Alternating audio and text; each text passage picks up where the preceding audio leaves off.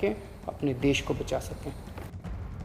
प्रियंका हमारी सहयोगी दिल्ली से लाइव मौजूद हैं। प्रियंका, जैसा कि मुख्यमंत्री अरविंद केजरीवाल कह रहे थे कि सोमवार से कंस्ट्रक्शन एक्टिविटीज और फैक्ट्रियां खुलेंगी, लेकिन लोगों की जिम्मेदारी अब ज्यादा बढ़ जाती है।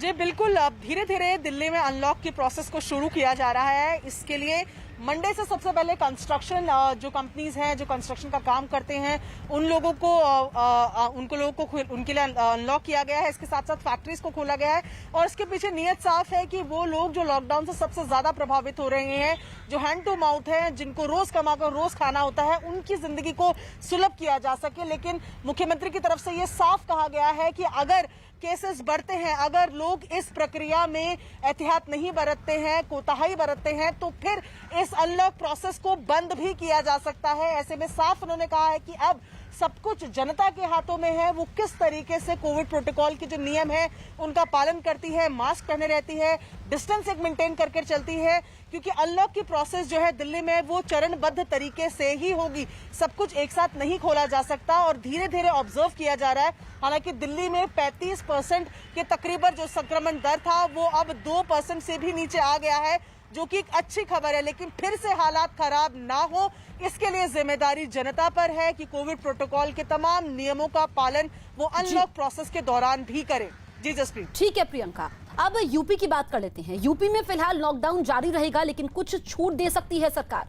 सूत्रों से मिल रही जानकारी के मुताबिक सरकार आंशिक कर्फ्यू में ढील देने पर विचार कर रही है। 31 मई के बाद धीरे धीरे पाबंदियों में थोड़ी छूट दी जा सकती है। नाइट कर्फ्यू और साप्ताहिक कर्फ्यू बरकरार रह सकता है। फिलहाल राज्य में कोरोना के मामलों में भारी गिरावट आई है। सिर्फ 4 जिलों में कोरोना के मामले सैकड़ों में हैं, जिसमें लखनऊ, गोरखपुर, सहारनपुर और मेरठ है, जबकि 2 जिले ऐसे हैं जहां पर कोरोना के मामले शून्य आए हैं। 16 जिलों में कोरोना के आंकड़े सिंगल डिजिट में हैं। 54 जिलों में कोरोना के मरीज डबल डिजिट में हैं। ऐसे में जिन शहरों में कोरोना केस में कमी है, वहां पूरे प्रोटोकॉल के साथ कर्फ्यू में थोड़ी छूट मिल सकती है। केंद्र सरकार की सलाह पर वीकेंड और नाइट कर्फ्यू जारी रह सकता है। हालांकि इस पर अगले 24 घंटे में फैसला होगा। सूत्रों के मुताबिक यूपी सरकार अचानक से लॉकडाउन में पूरी तरह से छूट नहीं देना चाहती है, इसलिए अलग अलग चरण में कई तरह की गतिविधियों में छूट दी जाएगी। माना यह गया है कि यूपी में शादी का सामान बेचने और गारमेंट्स की दुकानों को छूट मिल सकती है। साथ ही सभी तरह के कंस्ट्रक्शन वर्क से जुड़ी दुकानें भी खुल सकेंगी। इसके साथ ही 50% क्षमता के साथ दुकानें और रेस्टोरेंट खुल सकते हैं। वहीं सभी सेक्टर के प्राइवेट और सरकारी दफ्तर खुल सकेंगे।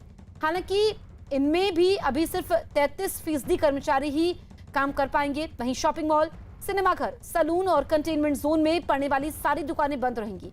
वहीं सामाजिक, धार्मिक, राजनीतिक कार्यक्रम पर भी रोक ही रहेगी। अजीत हमारे सहयोगी लाइव मौजूद हैं लखनऊ से। अजीत, कई जिले ऐसे हैं यूपी में जहां पर छूट मिल सकती है। आपसे हम जानना चाहेंगे कि क्या क्या ऐसी चीजें हैं, कौन कौन से ऐसे सेक्टर हैं जहां पर ढील मिल सकेगी? देखिए बिल्कुल जसप्रीत, उत्तर प्रदेश सरकार ने लॉकडाउन को एक अच्छा फार्मूला लगाया था और triple T formula, trace, test और जो है ट्रीटमेंट, इस फार्मूले का असर पूरे यूपी में दिखा। और यूपी में पिछले 24 घंटे में 2200 मात्र 2200 केसेज आए और रिकवरी रेट जो है 96% है।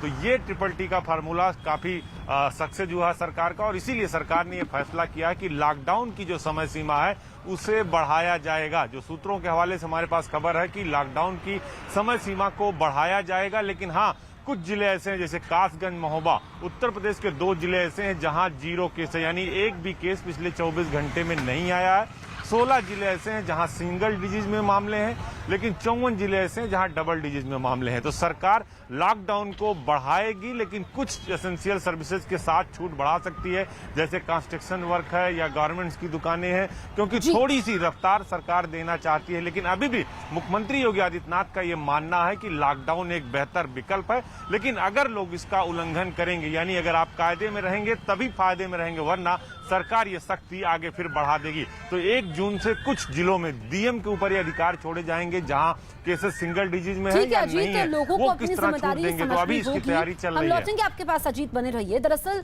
शिवराज सिंह चौहान ने भी लोगों से अनलॉक के बावजूद सावधानी बरतने की अपील की है। रायसेन पहुंचे शिवराज ने अफसरों के साथ अनलॉक पर चर्चा की और सभी अफसरों को नियमों के पालन के निर्देश दिए।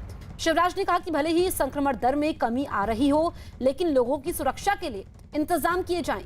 उन्होंने शादी समारोह में भी भीड़ नहीं जुटने देने के निर्देश अफसरों को दिए। शिवराज ने लोगों से भीड़ नहीं लगाने की भी अपील की। मनोज हमारे सहयोगी भोपाल से लाइव मौजूद हैं। मनोज, एमपी भी धीरे धीरे अनलॉक की तरफ बढ़ेगा, लेकिन जैसा कि मुख्यमंत्री शिवराज सिंह चौहान ने कहा कि लोगों को नियमों का पालन करना होगा और जन भागीदारी बहुत जरूरी है ताकि फिर से लॉकडाउन ना लगे।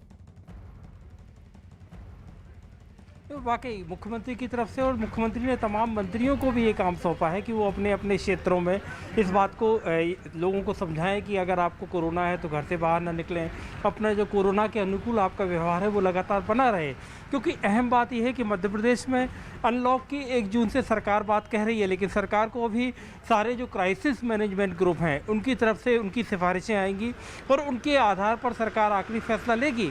क्योंकि अभी कई ज़िले ऐसे हैं, खासतौर पर मैं मध्य प्रदेश के 3 बड़े महानगर भोपाल, इंदौर, जबलपुर।